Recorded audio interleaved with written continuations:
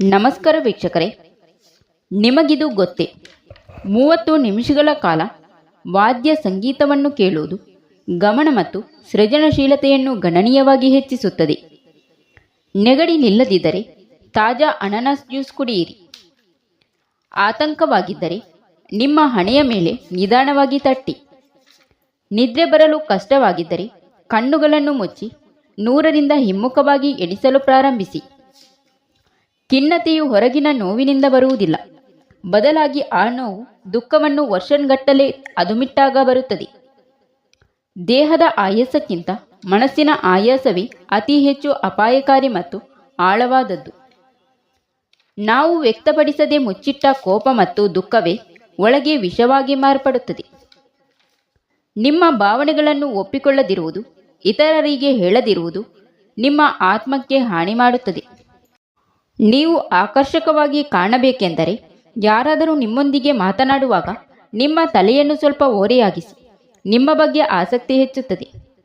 ಯಾವುದೇ ಗುರಿ ಅಥವಾ ನಿರ್ದಿಷ್ಟ ಸ್ಥಳವಿಲ್ಲದೆ ರಸ್ತೆಯಲ್ಲಿ ಒಬ್ಬಂಟಿಯಾಗಿ ನಡೆಯುವುದರಿಂದ ನಿಮ್ಮ ಮನಸ್ಥಿತಿ 80% ಸುಧಾರಿಸುತ್ತದೆ. ಇತರರು ಒಪ್ಪುವುದಿಲ್ಲ ಎಂಬ ಕಾರಣಕ್ಕೆ ನಾವು ಸಹಜವಾಗಿ ಹಿಂಜರಿಯುತ್ತೇವೆ. ಧೈರ್ಯ ಮಾಡಿ. ಪ್ರತಿದಿನ ಪ್ರಕೃತಿಯಲ್ಲಿ 20 ನಿಮಿಷಗಳನ್ನು ಕಳೆಯುವುದರಿಂದ ಒತ್ತಡದ ಮಟ್ಟವನ್ನು 50% ಕಡಿಮೆ ಮಾಡಬಹುದು. ನಿಮ್ಮ ನೋವು ಮತ್ತು ಭಾವನೆಗಳನ್ನು ಮುಕ್ತವಾಗಿ ಹಂಚಿಕೊಳ್ಳಿ, ಇಲ್ಲದಿದ್ದರೆ ಅದು ದೊಡ್ಡ ಮಾನಸಿಕ ಸಮಸ್ಯೆ ಆಗಬಹುದು. ಶಾಂತವಾಗಿರಲು ಕೆಲವು ನಿಮಿಷಗಳ ಕಾಲ ಹಿತವಾದ ರಾಗವನ್ನು ಗುನುಗುಡಿ. ಮೂಗು ಕಟ್ಟಿದರೆ ಸ್ವಲ್ಪ ಸಮಯದವರೆಗೆ ಉಸಿರು ಬಿಗಿದು ಹಿಡಿದುಕೊಳ್ಳಿ. ಹೆಚ್ಚು ಬಿಕ್ಕಳಿಕೆ ಇದ್ದರೆ 1 ಚಮಚ ಸಕ್ಕರೆಯನ್ನು ನಿಧಾನವಾಗಿ ನುಂಗಿ.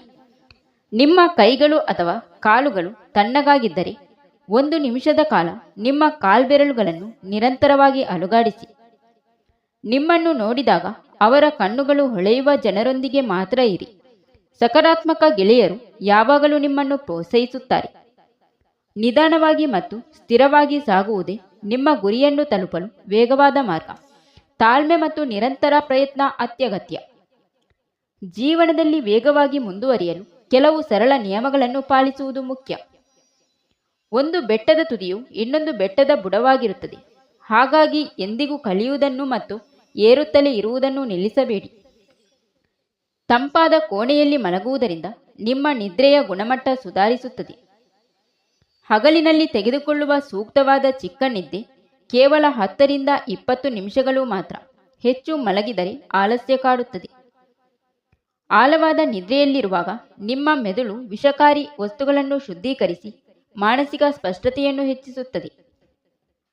ನಿದ್ರೆಯ ಕೊರತೆಯು ನಿಮ್ಮ ನೋವು ಸಹಿಸುವ ಸಾಮರ್ಥ್ಯವನ್ನು ಕಡಿಮೆ ಮಾಡುತ್ತದೆ.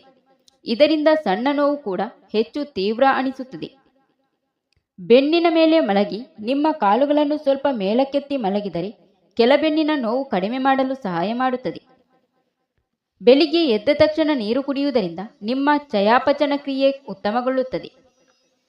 ಕಪ್ಪು ಚಾಕೊಲೇಟ್ನಲ್ಲಿರುವ ಅಂಶಗಳಿಂದಾಗಿ ಇದು ನಿಮ್ಮ ಮೆದುಳಿನ ಕಾರ್ಯಕ್ಷಮತೆಯನ್ನು ವೇಗವಾಗಿ ಹೆಚ್ಚಿಸುತ್ತದೆ. ನೀವು ಅಳಲು ಪ್ರಾರಂಭಿಸುವಾಗ ವೇಗವಾಗಿ ಕಣ್ಣು ಮಿಟುಕಿಸುವುದು ಕಣ್ಣುಗಳಿಂದ ನೀರು ಬರುವುದನ್ನು ತಡೆಯಲು ಸಹಾಯ ಮಾಡುತ್ತದೆ. ಪೋಷಕರಲ್ಲಿ ಡಿಂಪಲ್ಸ್ ಅಥವಾ 2 ಸುರುಳಿಯಾಕಾರದ ಕೂದಲು ಇದ್ದರೆ ಆ ಲಕ್ಷಣಗಳು ಅವರ ಮಗುವಿಗೂ ಬರುವ ಸಾಧ್ಯತೆ ಹೆಚ್ಚಿರುತ್ತದೆ. ಯಾರನ್ನು ಕಡಿಮೆ ಎಂದು ಅಂದಾಜು ಮಾಡಬೇಡಿ. ನಿಂತ ಗಡಿಯಾರವೂ ಸಹ ದಿನದಲ್ಲಿ 2 ಬಾರಿ ಸರಿಯಾದ ಸಮಯವನ್ನು ತೋರಿಸುತ್ತದೆ. ಒಳ್ಳೆಯ ಜನರ ಹುಡುಕಾಟದಲ್ಲಿ ಸಮಯ ವ್ಯರ್ಥ ಮಾಡಬೇಡಿ. ನೀವೇ ಉತ್ತಮರಾಗಿ ಬದಲಾದರೆ ನಿಮ್ಮಿಂದಾಗಿ ಇನ್ನೊಬ್ಬರ ಹುಡುಕಾಟ ಪೂರ್ಣಗೊಳ್ಳಬಹುದು. ಸಂಬಂಧಗಳು ಎಷ್ಟೇ ಕೆಟ್ಟದಾಗಿದ್ದರೂ ಅವುಗಳನ್ನು ಮುರಿಯಬೇಡಿ. ವಿಜ್ಞಾನದ ಪ್ರಕಾರ ಒತ್ತಡವೇ ಎಲ್ಲ ಕಾಯಿಲೆಗಳಿಗೆ ಮೂಲ ಕಾರಣವಾಗಿದೆ. ವ್ಯಾಯಾಮವು ಕೇವಲ ಮೇಲ್ಮೈಯನ್ನು ಸ್ವಚ್ಛಗೊಳಿಸುತ್ತದೆ, ಆದರೆ ಧ್ಯಾನವು ನಿಮ್ಮ ಆಳವಾದ ಬೇರುಗಳನ್ನು ಶುದ್ಧೀಕರಿಸುತ್ತದೆ. ಕಾಂಕ್ರೀಟ್ ಗೋಡೆಗಳನ್ನು ಬಿಟ್ಟು ಪ್ರಕೃತಿಯ ಮಡಿಲಿಗೆ ಬನ್ನಿ. ಬೆಳಗಿನ ಬಿಸಿಲಿನಲ್ಲಿ ಮತ್ತು ಹಸಿರು ಹುಲ್ಲಿನ ಮೇಲೆ ನಡೆಯುವುದೇ ನಿಜವಾದ ಫಿಟ್ನೆಸ್. ನಿಮ್ಮ ಆಹಾರದಲ್ಲಿ ಶಾಂತಿ ಮತ್ತು ಪ್ರೀತಿ ಇದ್ದರೆ ನಿಮ್ಮ ದೇಹವು ತಾನಾಗಿಯೇ ಆರೋಗ್ಯದ ಕಡೆಗೆ ವಾಲುತ್ತದೆ. ಪ್ರಕೃತಿಯ ಅತ್ಯುತ್ತಮ ವೈದ್ಯ.